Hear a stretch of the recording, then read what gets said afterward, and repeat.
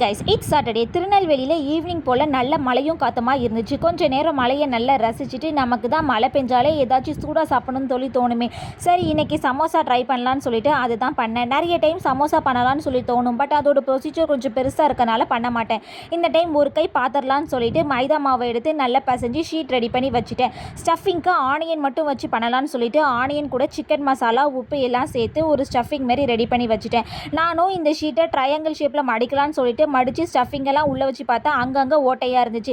சரின்னு சொல்லிட்டு சிமெண்ட் பூசுகிற மாரி இந்த மைதா மாவை கரைச்சி வச்சு அங்கே இங்கேன்னு பூசி ஒரு வழியாக ரெடி பண்ணிவிட்டு ஆயிலை போடமுள்ள கடவுளே உள்ள ஆயில் பேரக்கூடாதுன்னு சொல்லிட்டு உள்ளே பார்த்தா சூப்பராகவே நல்ல முறுமுறுன்னு பொரிஞ்சு வந்துருந்துச்சு. அப்படியே சைடில் இந்த மிச்ச மீதியான ஸ்டஃபிங்கும் ஆனியன் ஷீட்டில் உள்ள இதையும் எடுத்து ஒரு பீஸா ரெடி பண்ணலான்னு சொல்லிட்டு ஒரு பீஸா மாதிரி ஒன்று ரெடி பண்ணி இன்றைக்கி ஈவினிங்க்கு நல்ல குளூராக இருந்ததுக்கு கோக்கையும் சைடில் வச்சு இன்றைக்கி சூப்பராக ஈவினிங் ஸ்நாக்ஸை ஃபினிஷ் பண்ணியாச்சு. பாய்.